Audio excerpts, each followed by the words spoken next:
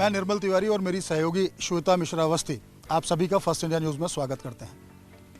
प्रदेश में पहली बार कृषि बजट आने वाला है और चूंकि कृषि बजट लाने का सरकार ने जो साहसपूर्ण निर्णय लिया, निश्चित तौर पर श्वेता कह सकते हैं कि इस बार भूमिपुत्रों को उम्मीद करनी चाहिए कि हाँ, किस तरह की सरकार उनके लिए योजनाएं लाएगी, किस तरह के ठोस निर्णय होंगे, किस तरह के ऐसे प्रस्ताव सामने आएंगे, निश्चित तौर पर उसको भूमिपुत्रों से लाभ होगा। बिल्कुल, और सबसे खास बात यह है कि राजस्थान दूसरा ऐसा राज्य है जो अलग से कृषि बजट लेकर आ रहा है। इससे पहले पिछले साल ही अगस्त में तमिलनाडु विधानसभा में बजट लाया गया था। और सबसे खास देखिए, उम्मीद इसलिए भी बढ़ जाती है निर्मल कि कृषि बजट जब होता है किसान को उम्मीदें बहुत होती हैं, लगता है उसी जो बजट आएगा उसी में कुछ घोषणा कर दी जाएंगी। लेकिन जब अलग से कृषि बजट लाने की बात हो तो ऐसा लग रहा है कि सब कुछ सम्मिलित करने की कोशिश होगी, क्योंकि मुख्यमंत्री अशोक गहलोत ने कहा है कि जो मांगना हो मांग लीजिए, सब कुछ दूंगा। और पहली बार क्योंकि बजट कृषि बजट पेश कर रहा हो तो हो सकता है कुछ कमियां होंगी, लेकिन धीरे धीरे आगे बढ़ेंगे और बेहतर करने की इसको कोशिश करेंगे। अब जबकि कृषि बजट आ रहा है, उम्मीदें सबको बहुत ज्यादा है, तो इस पर चर्चा करना भी जरूरी होता है और किसान की बात रखना भी बेहद जरूरी होता है। और इसलिए आज हमारे साथ बेहद खास मेहमान, बेहद खास पैनल यहाँ पर मौजूद है जो इस चर्चा में शामिल होंगे। उनकी उम्मीदों को भी हम जानेंगे निर्मल कि आखिर वो क्या उम्मीद लगा रहे हैं और कौन सी ऐसी चीजें हैं जो उनकी प्राथमिकता में है कि बजट में होना चाहिए। और चलिए सबसे पहले हम अपने मेहमानों से आपको मिलवा देते हैं। आरसी चौधरी जी हमारे साथ हैं, कांग्रेस प्रवक्ता हैं। हरिराम रडवा जी हैं, प्रदेशाध्यक्ष, प्रदेश किसान मोर्चा से हैं, बीजेपी से हैं। रामपाल जाट जी हमारे बीच में हैं, किसान नेता हैं, लगातार किसानों की आवाज बुलंद करते रहते हैं। बनीचंद जैन जी हैं हमारे बीच में, अध्यक्ष हैं all Rajasthan agriculture trade and industries association से। धर्मेंद्र एचरा जी हमारे बीच में हैं, प्रवक्ता हैं भारतीय किसान यूनियन से। काशीराम चौधरी जी हमारे बीच में हैं, वरिष्ठ संवाददाता हैं जो बिल्कुल गहराई से इन चीज़ों को समझते हैं, जानते हैं और लगातार खबरें भी इसे लेकर सामने लाते रहे कि आखिर किसानों की ज़रूरतें किस किस वक्त में क्या क्या पड़ी हैं। और साथ ही स्वरूप सिंह जी भी हमारे बीच में मौजूद हैं, पूर्व निदेशक हैं कृषि अनुसंधान केंद्र दुर्गापुरा जयपुर से और साथ ही पूर्व डीन भी हैं एग्रीकल्चर कॉलेज भरतपुर से। और कुछ मेहमानों से आप मिलवाइए निर्मल। निश्चित तौर पर श्वेता, देखिए हमारे साथ वो स्थानीय किसान भी हैं जो इस बजट को लेकर काफ़ी उम्मीदें लगाए बैठे हैं कि हाँ, सरकार बजट पेश कर रही है तो निश्चित तौर पर कुछ ना कुछ ठोस निर्णय होंगे। हमारे साथ प्रकाश चौधरी जी जो स्कूल संचालक है वो मौजूद हैं। लक्ष्मण हरितवाल जी हैं, पूर्व प्रधान है आप पंचायत समिति सांगानेर के। रामनाथ जी हैं, रामलाल चौधरी जी हैं, ये भी एक किसान है। घासीराम मून साहब हैं, देव यादव जी हैं, उम्मेद रहबारी जी हैं, गोपाल जी हैं। तमाम जो गेस्ट हैं श्वेता, इनसे हम बात करेंगे और बारी बारी से कोशिश ये जानने की करेंगे कि किस तरह से किसानों से जुड़े हुए जितने भी तमाम जो इस तरह के स्टेक होल्डर्स हैं जो एग्रीकल्चर से जुड़े हुए हैं, उनको किस तरह से क्या उनकी रिक्वायरमेंट है, क्या इस बजट में आना चाहिए। क्योंकि जो केंद्र से जो बजट आया श्वेता, निश्चित तौर पर उसमें किसानों को निराशा हाथ लगी। तो निश्चित तौर पर किसान, खासकर राजस्थान का किसान, तो सरकार की तरफ देख रहा है कि हाँ, सरकार उनके लिए कोई ठोस निर्णय लेगी। Over to you Shweta. बिल्कुल, तो चलिए क्योंकि बड़ा पैनल है, खास मेहमान हैं, उनसे आपको हमने मिलवाया, लेकिन शुरुआत रामपाल जाट जी से ही करते हैं, किसान नेता हैं। रामपाल जी, जब केंद्र का बजट भी आ रहा था तब भी हमने आपसे बातचीत की थी, बहुत सारी उम्मीदें आपने जताई, लेकिन बजट आने के बाद आपने कहा कि निराशा ही है, कुछ दिया नहीं गया जो उम्मीदें थी।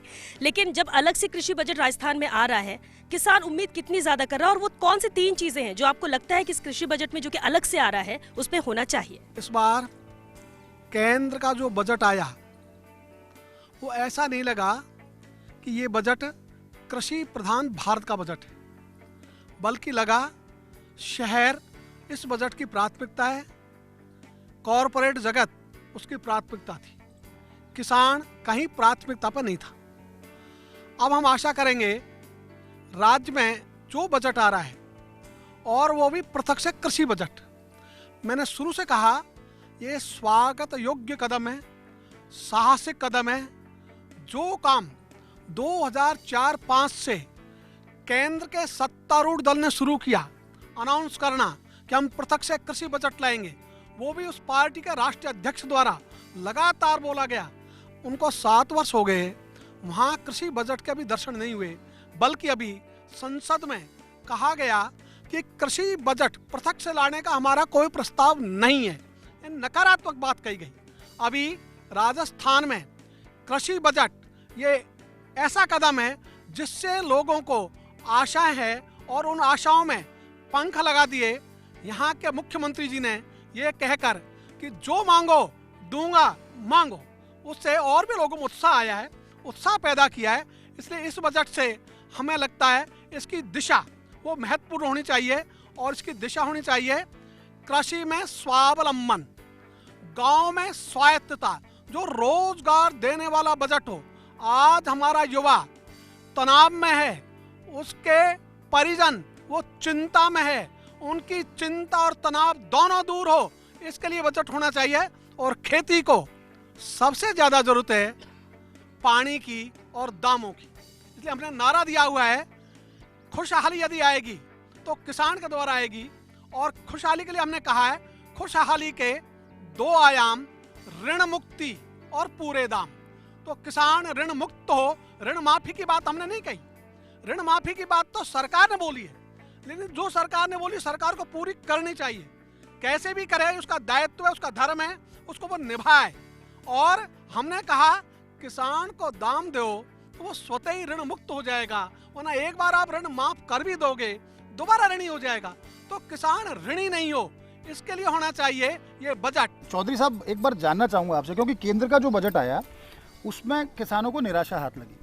अब चूंकि राज्य का बजट और वो भी एक अलग से बजट आ रहा है कृषि का, क्या लगता है कि उम्मीदें पूरी कर पाएगी राज्य सरकार, या किस तरह से की उम्मीदें किसानों को राज्य सरकार से करनी चाहिए? निश्चित रूप से आपने जो बात कही बेहद महत्वपूर्ण है।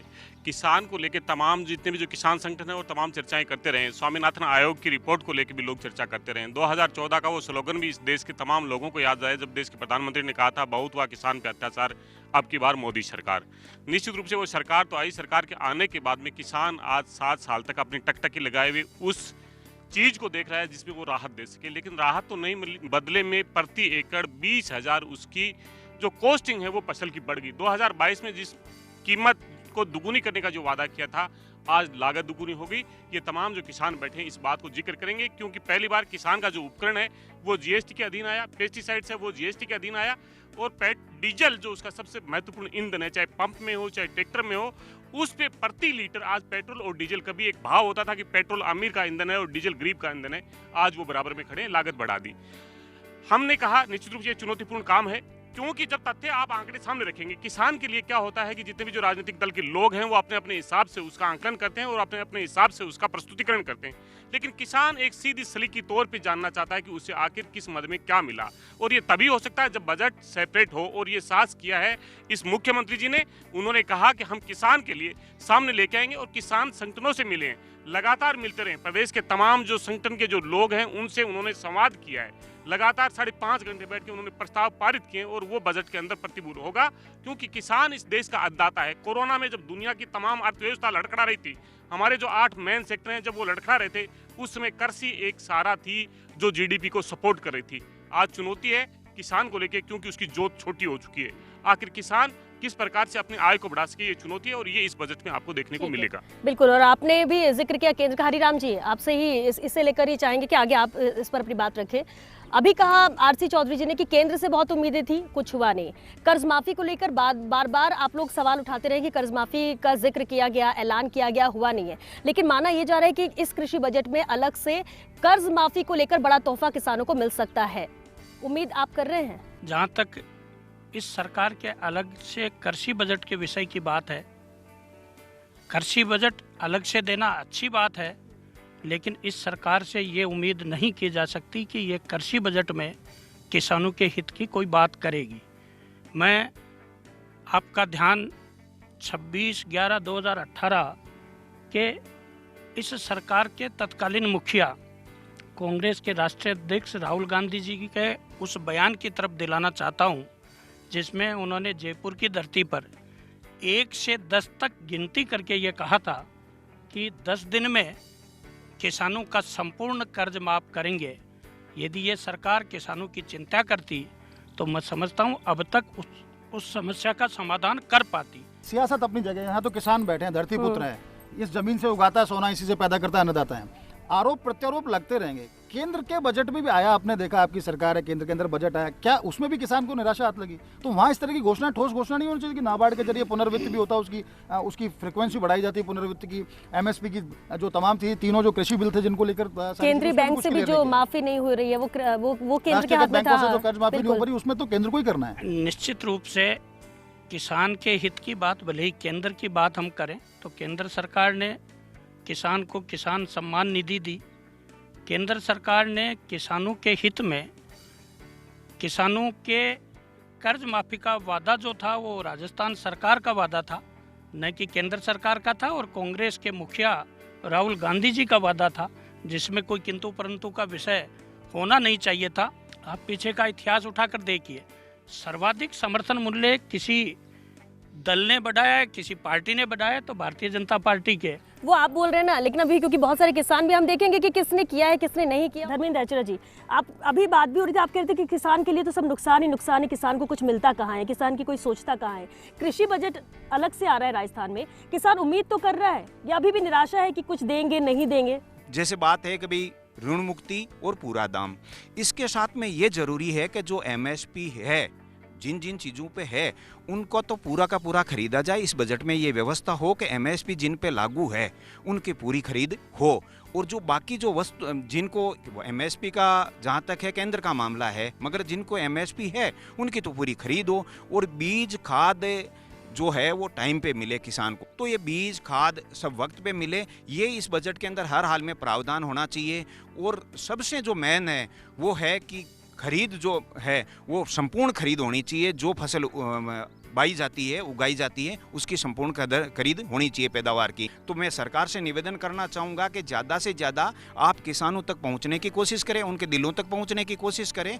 काशीराम, सीधे तौर पर ये देखा गया क्योंकि राजस्थान तो अकाल से जूझता रहा है ना, अब भूजल के ऊपर सारी खेती निर्भर है, और भूजल से अगर खेती करनी है तो आपको डीजल पंप सेट लगाना होगा। पीछे ट्रैक्टर खड़ा है, देख सकते हैं, इसमें डीजल भी डालना होगा। डीजल के दाम 90 रुपए से पार हैं। बात आप किसान सम्मान निधि की बात कर रहे हैं, अगर किसान सम्मान निधि 3 साल पहले जब शुरू करी तब भी 6,000 रुपये साल के मिल रहे थे, तो उम्मीद तो ये थी सेंटर के बजट से बढ़ेगा, वो भी नहीं बढ़ी। तो जो किसान जूझ रहा है, किस तरह की उनके सामने समस्याएं हैं और क्या सब्सिडाइज करना चाहिए किसान के लिए डीजल को, बिजली को, या इस तरह के जो अन्य संसाधन हैं? जी बिल्कुल निर्मल जी, इस तरह के प्रावधान होने तो बजट में ज़रूरी है, क्योंकि किसानों के लिए बहुत महत्वपूर्ण भी है। और डीजल जिस तरह की एक राज्य में घोषणा हो भी चुकी है कि वहाँ पर पहले से डीजल पर सब्सिडी दी जा रही है किसानों को, तो इस तरह का कदम निश्चित रूप से राजस्थान में भी उठाया जाना चाहिए। कृषि बिजली पर सब्सिडी की बात करें तो पिछले साल राज्य सरकार ने 12,700 करोड़ रुपये का प्रावधान किया था, और उसमें ये खास तौर पर घोषणा की गई थी कि किसान को जिसका भी कृषि बिजली कनेक्शन होगा उसको 1,000 रुपये का प्रति महीने का कृषि सब्सिडी दी जाएगी बिजली पर।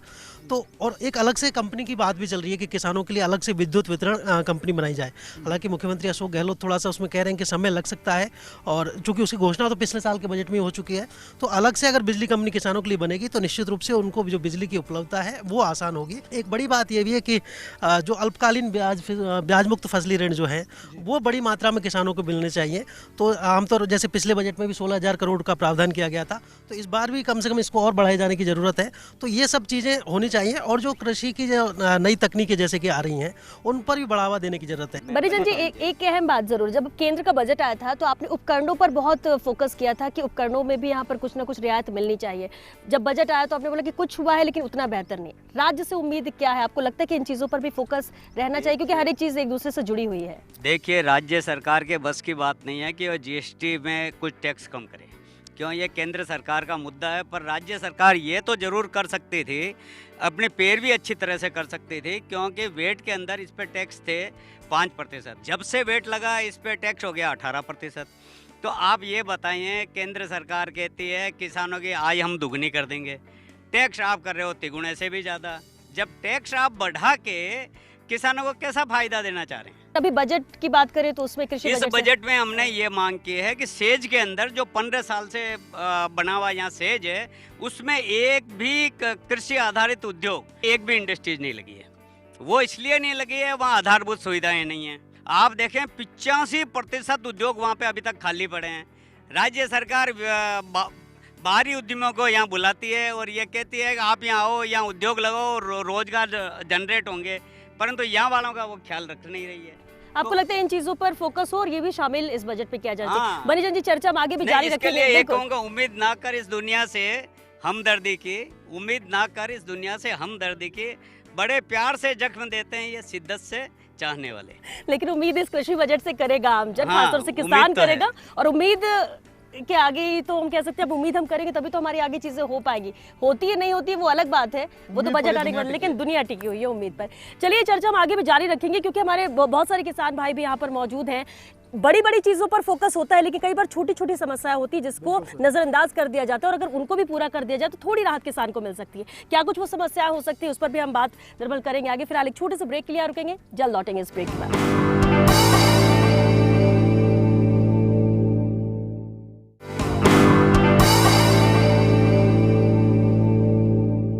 ब्रेक के बाद एक बार फिर आप सभी का स्वागत है। चर्चा चल रही थी कि राज्य सरकार जिस तरह से एक अलहदा कृषि बजट लेके आ रही है उसको लेकर यहाँ तमाम जो विशेषज्ञों का पैनल है वो जुड़े हुए हैं, यहाँ किसान भाई भी मौजूद हैं, उनका परिवार भी यहाँ मौजूद है। सबसे पहले मैं चूँकि उमेद जी आप तो एक पशुपालक हैं, उमेद रहबारी साहब, बड़ी बात यह उमेद जी कि किसान सबसे पहले तो उसको बुआई करनी होती है तो सूदखोर महाजन के पास जाए, ब्याज पे पैसे लेके आए, उसके आगे फसल बड़ी मुश्किल से अगर पैदा कर पाता है तो अतिवृष्टि, कभी उसको पाला पड़ जाता है, कभी बहुत सारी अकाल आ जाता है कभी, हाँ, इससे भी बचता है और उसको अपनी उसकी पैदावार उसने देखी, उसको अगर मंडी में ले जाता है तो वहाँ आड़ती है और वहाँ पर उसको सूदखोर तैयार मिलता है। इन सब चुनौतियों से किस तरह से आप लोग सामना कर रहे हैं और इन सब चुनौतियों से बचा जाए इसके लिए सरकार से क्या उम्मीद है?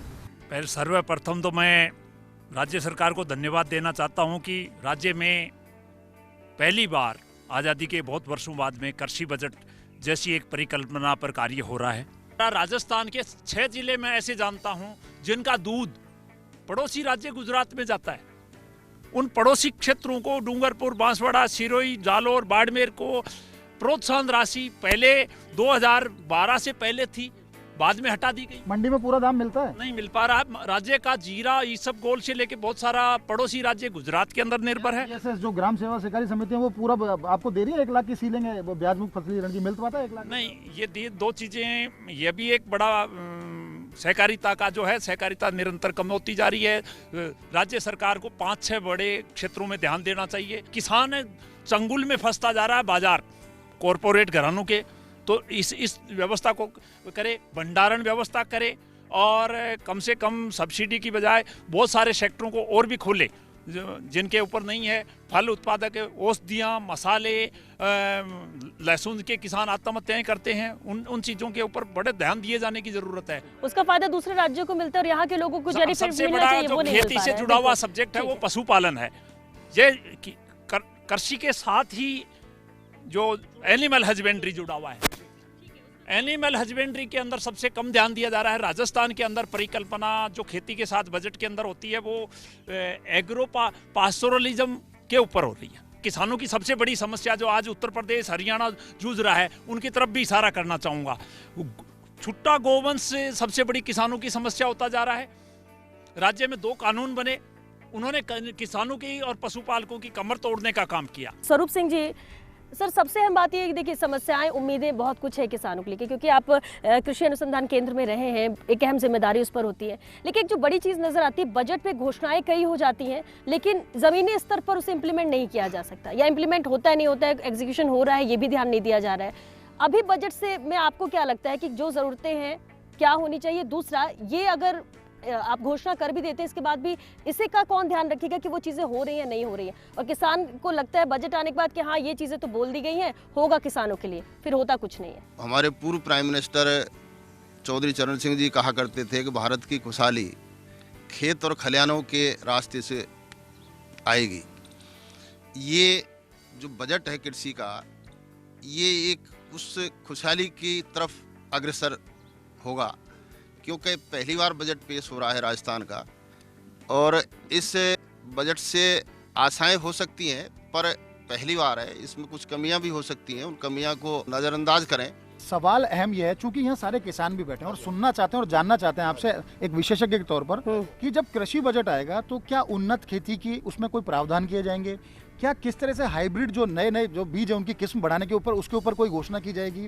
क्या पेस्टिसाइड जो कीटनाशक है किसानों को समय पर मिले और पर्याप्त मिले, इसकी व्यवस्था की जाएगी? तो इस तरह के तकनीकी तौर पर क्या एक चूंकि वैज्ञानिक के तौर पर क्या रहना चाहिए? बिल्कुल, मैं बीज के संदर्भ में बात करना चाहूँगा कि बीज में बहुत सारी कंपनियां राजस्थान में बीज बेच रही हैं और उनका किसान बीज खरीदता है, तो उन्नत जो बीज हैं वो हमारे विश्वविद्यालयों के द्वारा तैयार किए जाएं और कम पानी के जो बीज हैं, जो जिसमें कम पानी लगे, वो उन्नत किस्में हमें तैयार करवानी है। ये बजट में एक प्रावधान होना चाहिए विश्वविद्यालयों को कि भाई आप किसानों के लिए वो वैरायटी दें जो कम समय में और कम पानी में उपज ज़्यादा दे सकें, इस तरह के बीज दें। दूसरा, जैविक खेती के ऊपर किसान को बहुत ज़्यादा ध्यान देने की आवश्यकता है, क्योंकि कई जिलों में आप देख रहे हैं, गंगानगर में कपास होती थी, कपास ख़त्म हो चुकी है। भरतपुर में जैसे सरसों होती है, लगातार सरसों बोए जा रहे हैं, तो उस खेती को डाइवर्ट करने के लिए, खेती को मिक्स्ड क्रॉप करने के लिए इसमें भी किसानों को एक बजट में प्रावधान होना चाहिए। दूसरा, समन्वित कीट प्रबंधन एक होता है, तो समन्वित कृषि प्रणाली भी एक है, जिसमें बकरी पालन है, जिसमें गाय पालन है, जिसमें मुर्गी पालन है, उसमें मछली पालन है, इसमें मधुमक्खी पालन है, जिसमें फ्रूट के भी फलदार पौधे लगाएंगे, उसमें सब्जी भी है। इसमें एक राज्य सरकार को ये करना चाहिए कि जगह जगह मतलब ऐसे गांव सेलेक्ट कर ले जिसमें ये प्रणाली के किसान नियुक्त हों और उस पर सरकार 50% के करीब सब्सिडी दे इन चीज़ों में। दूसरा मैं एक चीज़ ये मैं कहना चाह रहा हूँ कि एमएसपी पे बात करते हैं, एमएसपी के करते हैं भाई सरकार खरीदेगी, सरकार खरीदने की बात नहीं है यहाँ। आप तो सरकार ये घोषणा कर दे कि भाई इससे कम दाम पर कोई व्यापारी इनकी खरीद नहीं होगी, खाली घोषणा ही तो करनी है। कानून बनाना है उसका कि आप सरकार का पैसा तो उसमें लगता ही नहीं है, आपको तो सिर्फ कानून बनाना है कि एमएसपी से नीचे कोई भी व्यापारी खरीद नहीं करेगा। आपने कहा कि बस इतना करना है, ये घोषणा कर दें, कानून बना दें और राहत मिल जाएगी। तो सवाल ये कि राहत किसानों को मिल पाती है या नहीं, चर्चा हम आगे भी जारी रखेंगे। लेकिन निर्मल, बिल्कुल एक बात तो तय है यहाँ पर कि किसान बहुत सारी उम्मीद लगा के बैठा है, छोटी छोटी चीज़ें, समस्याओं की बात यहाँ पर की जा रही है, घोषणाएं भी क्या होती हैं नहीं होती हैं वो भी देखना होगा। लेकिन सबसे अहम है कि हम पशुपालन की बात करते हैं, हम सिर्फ सोचते हैं कि सिर्फ कर्ज माफ़ी हो जाए तो किसान को राहत, जबकि किसान बार बार ये कहता है कि हमें कर्ज माफ़ी नहीं चाहिए, हमें आय के साधन दे दो, हम खुद कमा के खा लेंगे और कर्ज भी अपना पूरा निपटा देंगे। लेकिन इस लायक तो हमें बनने के लिए मौका दिया जाए और उसके लिए वो प्रावधान बजट के अंदर होने चाहिए। चर्चा हम आगे भी जारी रखेंगे, फिलहाल एक छोटे से ब्रेक ले रुकेंगे, जल्द लौटेंगे।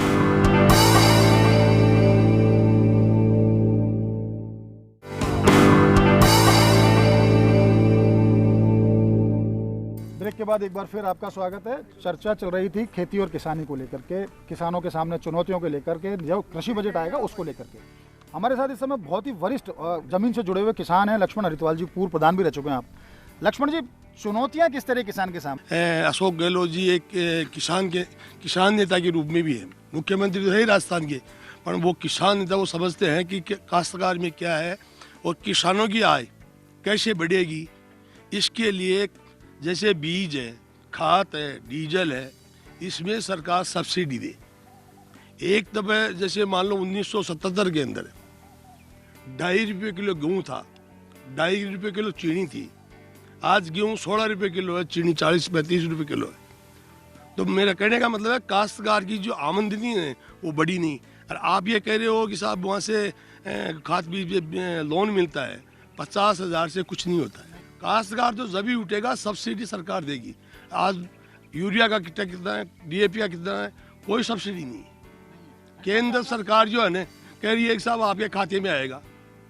आज दिन देखो काश्तकार मेरे को ये बता दे कि मेरे खाते में पैसा आया है। गोपाल जी, समस्याएं जैसा हरिद्वाल जी बता रहे हैं, ना तो सब्सिडी पहुंच पाती, जब फसल बेचने की बारी आती है तो वहाँ आड़तिया तैयार मिलता है, लोन लेने की बारी जब आती है, ब्याज मुक्त फसली ऋण की बात आती है तो पूरी सीलिंग का जो 1 लाख रुपए आप तक नहीं पहुंच पाता, खाद बीज बहुत महंगे हैं, उनकी ब्लैक चलता है। किस तरह की चुनौतियां आपके सामने, और क्या हरिद्वाल जी ने कहा उन सब चीज़ों से आप इत्तेफाक रखते हैं कि हाँ सरकार को आके काश्तकार के कंधे पे हाथ रखना चाहिए कि हम तुम्हारे साथ हैं, और क्या ये बजट इसी वजह से आ रहा है? हरिद्वाल जी ने जो भी बात रखी है वो सही है, किसानों के हित की बात है, ये होना चाहिए, लेकिन हो नहीं पा रहा।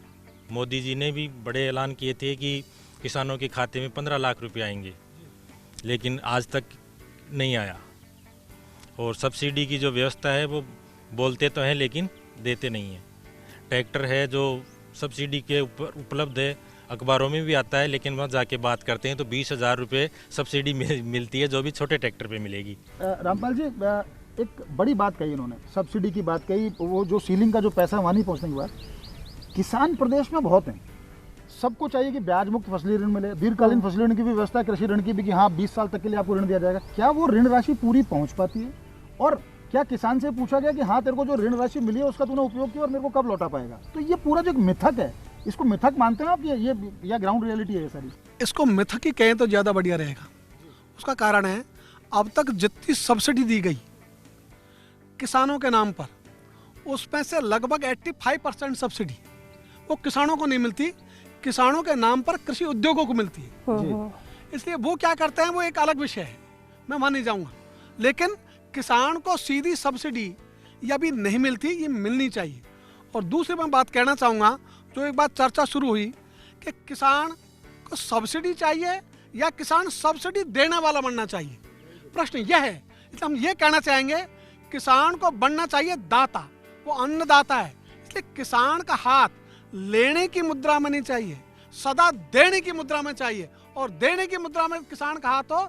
इसके लिए जो बात प्रोफेसर साहब ने कही वो बिल्कुल सही है कि आप कानून बनाओ जो पहले से बना हुआ है राजस्थान में, राजस्थान कृषि उपज मंडी अधिनियम 1961 में, उसमें एक शब्द बदलना है। वहां इन्होंने कर दिया, सरकार न्यूनतम समर्थन मूल्य से कम दामों पर क्रय विक्रय को रोक सकती है, रोक सकती नहीं, रोकेगी। इसलिए जो अंग्रेजी शब्द है वहां शब्द है MA इसको कर दो SHALL, शैल। जैसे ही करोगे ये कानून बाध्यकारी हो जाएगा। जैसे ही कानून बाध्यकारी हो जाएगा किसान का अधिकार बन जाएगा। अधिकार बन जाएगा तो किसानों को उपजों के दाम मिलेंगे। सरकार को खरीदने की जरूरत नहीं है, कोई खरीदे, किसान को कम से कम न्यूनतम मूल्य तो दो जो सरकार घोषित करती है। और दूसरा, यही स्थिति दूध की है। दूध में 2 रुपए फैट अभी सरकार सब्सिडी दे रही है, अनुदान दे रही है, जबकि बाकी जो स्टेट है, चाहे आंध्रा हो, तेलंगाना हो, 5 रुपए दे रहे हैं। तो हमको यदि दूसरे की कंपटीशन में टिकना है तो कम से कम ये जो 2 रुपए है इसको 5 रुपए तो करें। देखिए, ये जो चीजें कही कि घोषणाएं भी हो जाती हैं, हम बार बार कह रहे हैं कि इम्प्लीमेंट उन पे होता नहीं है, और छोटी छोटी चीजें हैं, अगर उसको बदला जाए तो बहुत कुछ मिल सकता है किसान को। आपको लगता है अलग से कृषि बजट में ये सब चीजें सम्मिलित होनी चाहिए? स्वरूप जी ने कहा कि निश्चित रूप से जब हमारी जो एग्रीकल्चर है, ये तमाम किसान जानते हैं कि पहले जो 20 फुहारे चलते थे, आज वो घट के 8 पे 10 पे पानी का रिचार्ज है, वो पानी कम होता जा रहा है। कैसे वो कम पानी वाली फसल ज़्यादा ले पाएं, रिसर्च बहुत जरूरी है। राजस्थान के अंदर 6 एग्रीकल्चर यूनिवर्सिटीज़ हैं, 1 पशुपालन यूनिवर्सिटी है। रिसर्च हमारे साइंटिस्ट तभी कर पाएंगे जब हम उसके अंदर बजट का प्रावधान करेंगे और फैकल्टीज का करेंगे। निश्चित रूप से ये बजट में प्रतिफल के तौर पे देखने को मिलेगा। और ये हिंदुस्तान वही है जो 33 करोड़ आबादी का अपना पेट नहीं भर पाता था। देश के प्रधानमंत्री कहते थे एक दिन का व्रत कीजिए, आज 140 करोड़ आबादी का ना सिर्फ पेट भरता है, निर्यात भी करता है। और स्वरूप जी ने बहुत अच्छी बात कही कि किस प्रकार से प्रधानमंत्री चौधरी चरण सिंह का जो जिक्र किया, उससे पहले जो पहले प्रधानमंत्री इस देश के थे नेहरू ने, उन्होंने कहा था सब कुछ इंतजार कर सकता है, खेती इंतजार नहीं कर सकती। आज इस फसल को अगर पानी चाहिए तो आज ही चाहिए। और इसी सोच को लेकर जब देश आजाद हुआ, 1948 में बाकड़ा डैम की नींव रखी थी और सिंचाई के तमाम प्रावधान किए थे। वो देश के प्रधानमंत्री की सोच थी, किसान को सशक्त करने की सोच थी। हरिराम जी रणवा बीजेपी के नेता हैं, इन्होंने आरोप लगाया कि 10 दिन का वादा किया था। विपक्ष के नेता हैं और हम विपक्ष लोकतंत्र तभी रह पाएगा जब विपक्ष की जवाब देंगे। इन्होंने कहा राज्य के जो मुख्यमंत्री हैं 17 दिसंबर को उन्होंने शपथ ली, 19 दिसंबर को उन्होंने ये कहा कि किसान का कर्जा माफ करेंगे, किया, घोषणा की। 21 लाख किसानों का हमने कर्जा माफ किया। 1.5 लाख हेक्टेयर भूमि जो किसान की नीलाम होनी थी उसको हमने बचाया। राजस्थान की सरकार के अधीन जो राजस्थान के बैंक हैं, सहकारी बैंक हैं, भूमि ग्रामीण विकास बैंक है, उनका कर्जा हमने माफ किया। हम भारतीय जनता पार्टी के नेता से पूछना चाह रहे हैं कि जो उद्योगपति हैं उनके 6.5 लाख करोड़ रुपए का कर्जा आप जो एनपीए है वो अगर लोन वेवर कर सकते हैं। राजस्थान की सरकार ने पत्र लिखा केंद्र को, प्रधानमंत्री को पत्र लिखा कि जो राजस्थान के किसानों का जो राष्ट्रीयकृत जो बैंक हैं, जो केंद्र की सरकार के अधीन के जो बैंक हैं, उनका पैसा बता दीजिए। क्योंकि अगर एक किसान जिसके 50,000 रुपए का लोन लिया, आज उसका ब्याज में करके 6 लाख रुपए कर दिए। सरकार ये चाहती है कि उस ब्याज को वेवर कर दे, उसको 10% उसका टोटल जो एनपीए होता है, सेटलमेंट होता है, हम करने के लिए तैयार हैं। लेकिन ये भारतीय जनता पार्टी के नेता उस केंद्र की बात को, राजस्थान के किसानों की बात को कर्ज माफी को लेकर विपक्ष बार बार कहता है कि 1, 2, 3, 4, 10 दिन में कर्ज माफी होगी। सरकार कह रही कि कर्ज माफी उसने कर दी है, और ये कह रहे हैं, विपक्ष कह रहा है कि कर्ज माफी कुछ हुई नहीं, सिर्फ ऐलान है। क्या अभी किया जाएगा या फिर कितने % कर्ज माफी हो चुकी है ऐलान के बाद? श्वेता, निश्चित रूप से ये मुद्दा है। विपक्ष का काम है आरोप लगाना।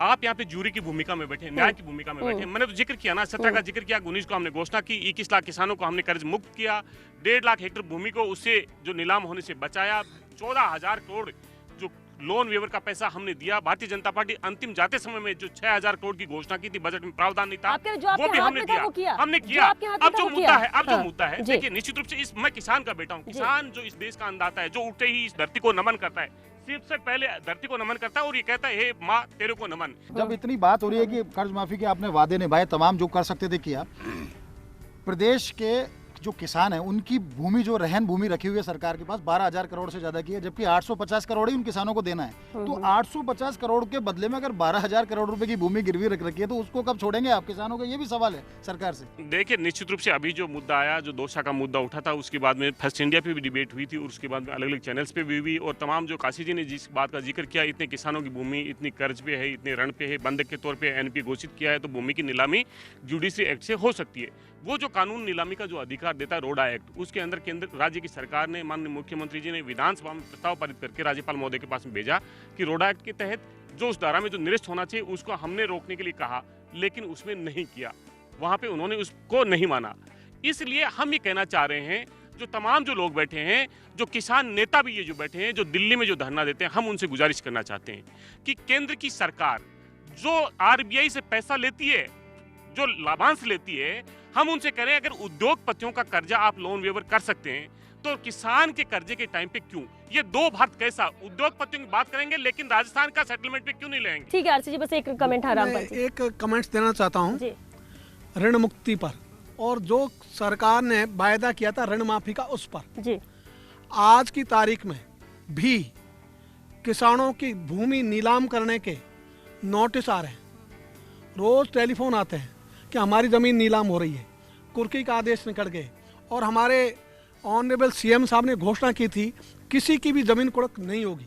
ये ठीक बात है कि उनका मन अच्छा है, लेकिन जो चीज़ कानून से रुक सकती है तो वो कानून से रुकेगी। और ये जो बात कही अभी कि हमने ये कानून बनाया, राज्यपाल ने हस्ताक्षर नहीं किए, ये सच बात है, लेकिन ये भी सच बात है उस कानून पर हस्ताक्षर हो जाते तो भी उस संशोधन से जो सीपीसी में किया गया उससे रोड़ा एक्ट में होने वाली कुर्की नीलामी वो नहीं रुक सकती। लेकिन रामपाल जी, आप कुर्की की बात करें, उसकी रिपोर्ट भी अभी बजट से पहले सीएम ने मंगवाई है, तो उम्मीद ऐसे की जा रही है कि उसको लेकर शायद जो उनके हाथ में वो हो सके। आरसी जी। श्वेता, निश्चित रूप से रामपाल जी ने जो पर्सन रखा, रामपाल जी ने जिस बात का जिक्र किया, माननीय मुख्यमंत्री की मंशा का जिक्र किया, उन्होंने कहा कि ये जो कानून बना है उस पर राज्यपाल महामहिम महोदय के हस्ताक्षर नहीं हुए, और उसके बाद में उन्होंने शंका जाहिर की कि अगर वो कानून के ऊपर हस्ताक्षर हो भी जाते हैं तो भी शायद ना रुके। सबसे पहले तो जरूरी ये है कि सरकार की मंशा क्या होती है, कानून को इम्प्लीमेंट करने की मंशा सरकार की होती है। अगर उस पर हस्ताक्षर होकर आ जाएं तब तमाम प्रश्न उठाएंगे तो निश्चित रूप से हम आपके सामने रखेंगे कि आपने कहा था कानून से ऐसा हो जाएगा।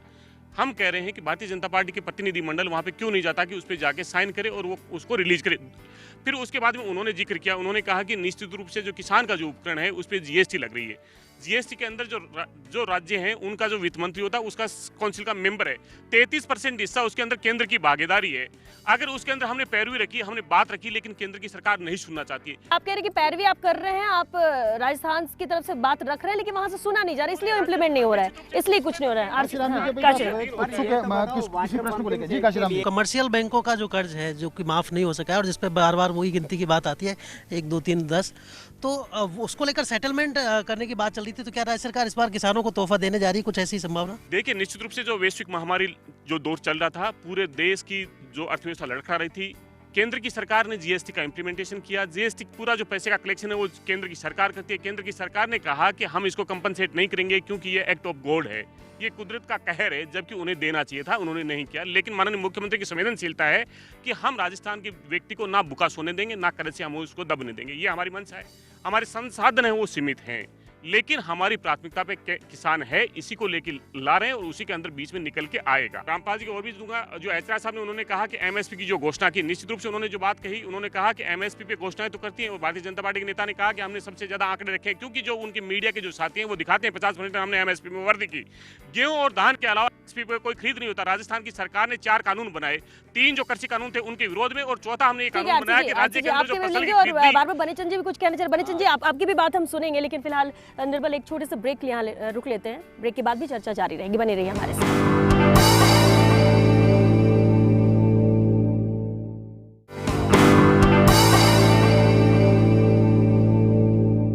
ब्रेक के बाद एक बार फिर आप सभी का बहुत स्वागत है। कृषि बजट आने वाला है, लेकिन उससे पहले उम्मीदें भी हैं, सुझाव भी बहुत आ रहे हैं, और क्या कुछ होना चाहिए अपनी राय भी यहाँ पर किसान रख रहे हैं। चलिए एक बार फिर से चर्चा को आगे बढ़ाते हैं। बनीचंद जी हमारे साथ है। बनीचंद जी, एक बात आप जो कह रहे थे बार बार की घोषणाएं बहुत सारी होती हैं, इम्प्लीमेंट कुछ होता नहीं है, और फिर अगले साल फिर नया बजट आ जाता है। हाँ, ये क्या है, जितनी भी सरकारें आती है, चाहे कोई सी पार्टी है, वो अपना वोट पक्का करने के लिए घोषणाएं करती है।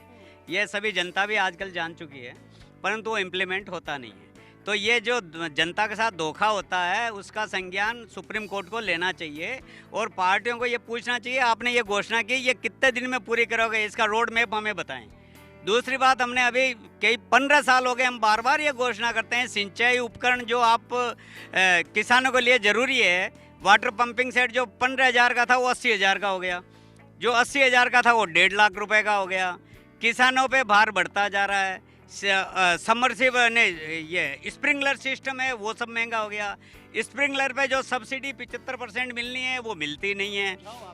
तो हमारा ये सुझाव है इस बजट के अंदर ये कम से कम सेज के अंदर एक ऐसा एरिया मुकर्रर करे जिसके अंदर ये कृषि आधारित उद्योग है, दाल मिल है, पल्स मिल है, ये अपने ऑयल मिल है, सबमर्सिबल पंप के पार्ट्स है, पैनल है, इनके लिए कोई ऐसा एरिया हमारे को दे ताकि हम किसानों को सस्ता उत्पादन करके यहाँ का यहाँ ही उसको मुहैया तो ये शामिल हो सकता है। अहम सुझाव काम कोयम्बटूर से होता है। बिल्कुल बिल्कुल अहम सुझाव आपने दिया। हरिराम जी, आरसी जी ने भी सवाल खड़े किए और अभी जिस तरह से बनेचंद जी भी कह रहे थे, पार्टियां घोषणा बहुत सारी करती हैं, लेकिन क्या पार्टी सच में प्रतिबद्ध होती है कि हमने जो कहा है उसे करना है जनता के प्रति ईमानदारी से? कोई भी पार्टी हो, हम केंद्र की बात करें या हम राज्य सरकार की बात करें, निश्चित रूप से पार्टी को प्रतिबद्ध होना ही चाहिए।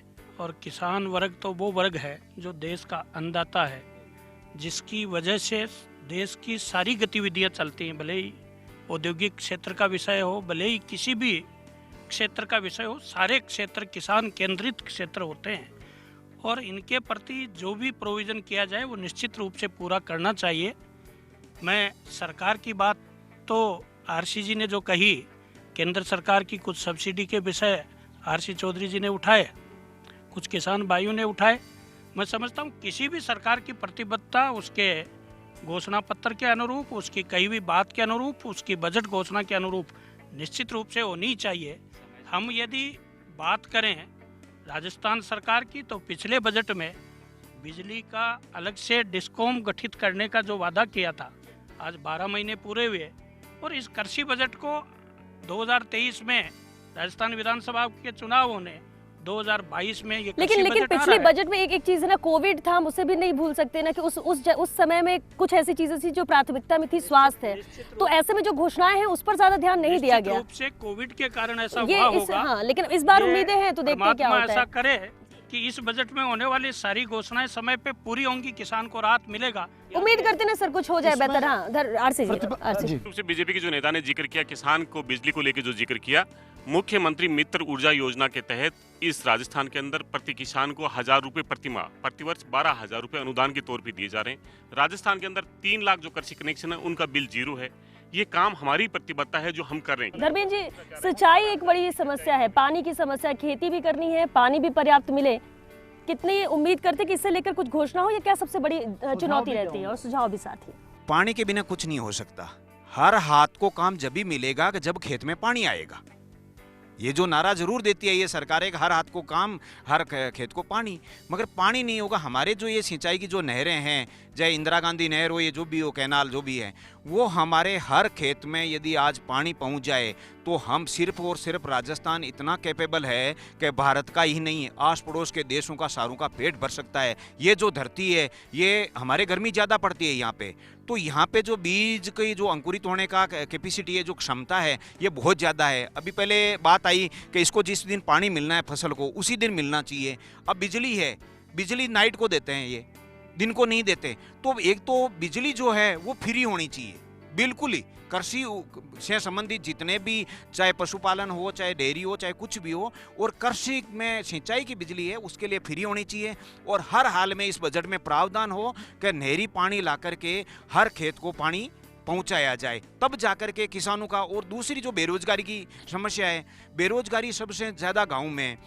किसान है वो 24 घंटे काम करता है, मान लीजिए वो खेती का काम करके सो गया और पशु साथ में बंधा हुआ है, तो कुछ भी आवाज़ होगी तो उसको तो उठ गया। दुनिया में किसान ही एक ऐसा है जो 24 घंटे काम पे रहता है, इसकी काम की कोई लिमिट नहीं है। सुझाव ये है कि हमें पानी दिया जाए और ये जो बिजली है ये फ्री की जाए, और जो बिजली कृषि के लिए जो उत्पादों से संबंधित जुड़ी हुई है वो सारी फ्री की जाए। और एमएसपी की जो गारंटी है, हमारी 100% जो फसल है वो एमएसपी पे खरीदो, और एमएसपी का गारंटी कानून बने ताकि एमएसपी से नीचे कोई भी नहीं खरीद पाए। एक सवाल धर्मेंद्र जी उमेश जी से भी था। उमेश जी कुछ कहना, उमेश जी सीधे तौर पर ये जानना चाह रहे हैं, क्योंकि अब समय भी कम है, चर्चा को विराम भी देना है। आपका सुझाव जो सरकार को इस कृषि बजट को लेकर के है, संक्षिप्त में बता दीजिए। देखिए, पानी के ऊपर मेरे से पूर्व वक्ता धर्मेंद्र आत्रा जी ने किया। राजस्थान में किसानों के नाम पर, किसानों के उत्थान हेतु सिंचाई परियोजनाओं के लिए बड़े बड़े बांधों की घोषणा होती है, और उसमें सबसे ज़्यादा बलि चढ़ती है किसान हितों की। किसानों की ज़मीन एक्वायर होती है। पड़ोस के अंदर टोंक जिले में बिसलपुर बांध है, किसानों के नाम पर बना, आज उसका 70% पेयजल के लिए आरक्षित हो गया। किसान को न तो कुछ मिलता है, सारे जितनी योजनाएं हैं उनका, इंदिरा कैनाल हो चाहे गंगा नहर हो, उनका अधिकांश पानी वो भी सुझाव इसके अंदर है कि इसके अंदर एक निश्चित किसान के लिए 60% पानी आरक्षित करना है, तो क्यों नहीं किया जा रहा? उसके अंदर बार बार छेड़छाड़ क्यों हो रही है? किसान हितों की बलि क्यों चढ़ रही है? दूसरा कारण है कि कृषि बीमा के नाम पर योजनाएं आई, आज वह किसानों की सबसे बड़ी लूट वाली योजनाएं बन गई। उन्हें किसान समर्थक, किसान क्या बदलाव होने चाहिए उनमें बहुत सारे बदलाव होने चाहिए। राजस्थान के अंदर मौसम का एक बड़ा कारण है, 30% या 5% एक जिले के अंदर सैंपल सर्वे में कर दिया और पूरे किसान तबाह हो जाते हैं। उसको फ्लेक्सिबल है कि उसके जो मापदंड है वर्षा से संबंधित अगर है तो उसके मापदंडों को पूर्व की भांति प्रचलित व्यापारी के हितों वाली न बनाकर किसान हितार्थी बनाई जाए। जी रामपाल जी, सुझाव आपसे भी चाहते हैं क्योंकि आप बहुत वरिष्ठ हैं, आपने बहुत आंदोलन किए हैं, किसानों के हित में बहुत काम किया है, आप ऐसे भूमिपुत्र हैं जिन्होंने बड़े आंदोलन खड़े किए। पहली बार कृषि बजट आ रहा है, आपके संक्षिप्त में सुझाव भी चाहेंगे और क्या सरकार को उस दिशा में किस मतलब जो आपने भी कुछ ना कुछ ऐसे रिफ्लेक्शंस नजर आएंगे जो आप लोगों ने सुझाव भेजे, तो किस तरह का फाइनली ऐसा कमेंट जिसमें कि सरकार को ये करना चाहिए इस बजट को लेकर? हर गांव में बने ऐसा केंद्र प्रशिक्षण का जहां बीज तैयार करना, खाद तैयार करना, कीटनाशक तैयार करना वो स्वयं किसान कर ले। सारी तकनीकी दी जाए किसान को, तकनीकी को पैसे वालों से कैद से मुक्त कराया जाए, एक सुझाव। दूसरा सुझाव, हर ग्राम पंचायत में बने गोदाम और उस गोदाम में फसल रखकर उसकी रसीद के आधार पर ऋण देना, जिससे किसान अपनी फसल को कम दामों में बेचने को विवश नहीं हो। तीसरा, ये जितनी भी नदी और बांध है उनका पानी पे पहला अधिकार जो उनके निकटतम व्यक्ति है उसको मिलना चाहिए, जो खेत उसके नजदीक उसको मिलना चाहिए। इसलिए बांध का नदी के पानी के बारे में जल नीति बनाया जाए, पहला अधिकार उसके पड़ोस को, फिर दूर को। इसलिए ये भी एक महत्वपूर्ण चीज है। और ये भी महत्वपूर्ण चीज है कि इस बजट में हम ये देख पाए कि ये सारा बजट किसान की आय को समर्पित है।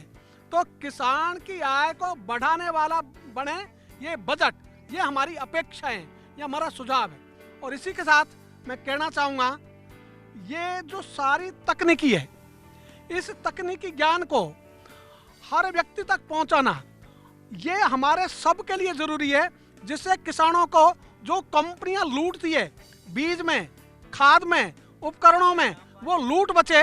इसके लिए गांव तक पहुंचे सारी तकनीकी, तो गांव तक तकनीकी पहुंचे, ये महत्वपूर्ण सुझाव है। बहुत अहम सुझाव बिल्कुल आपने जो दिए। स्वरूप सिंह जी सर, क्योंकि वक्त भी खत्म हो रहा है, आपसे जरूर जाएंगे सुझाव एक इम्पोर्टेंट सबसे जो शामिल होना चाहिए। तकनीक की बात हो रही है, तकनीक पर कुछ सुझाव इस तरह। सरकार को कृषि विश्वविद्यालयों को स्ट्रेंथन करना चाहिए, जिस पर अनुसंधान पे बहुत जोर देना चाहिए सरकार को।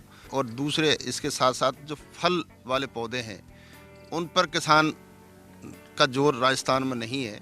सरकार को ऐसा कोई प्रयोजन करना चाहिए जो फलदार पौधों पर किसान डाइवर्ट हो। काशीराम जी, क्लास कमेंट। देखिए, सारी किसानों की बात हो रही है तो साथ में बेरोजगारों की बात करना भी जरूरी है। रोजगार कैसे पैदा होंगे, कृषि से कैसे पैदा होंगे, उस पर भी फोकस करना चाहिए।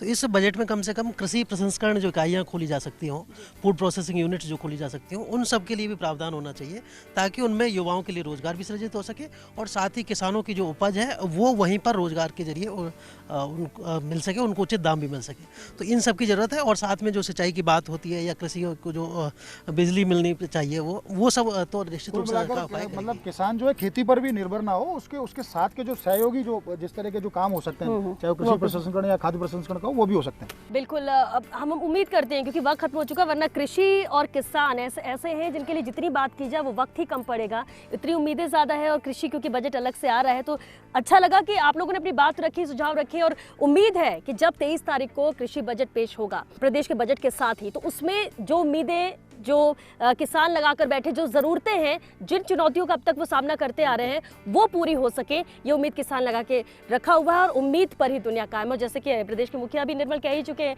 कि जो मांगना है मांगो, सब दूंगा, तो इसके बाद उम्मीद और ज़्यादा बढ़ गई है। और किसान जब ये देख रहा है कि हमें केंद्र से कुछ नहीं मिला तो राज्य सरकार ही है, और जब अन्नदाता की हम बात करते हैं और कहते हैं कि देश बिना अन्नदाता के नहीं चल सकता, तो अन्नदाता की समस्याओं को नज़रअंदाज भी नहीं किया जा सकता। और इसलिए भी उम्मीद यही कि जो सोच रहा है किसान, वो उम्मीदें पूरी हो सके इस कृषि बजट में। चलिए, इसी के साथ हमारी आज की ये खास पेशकश में बस इतना ही। दीजिए इजाजत, नमस्कार।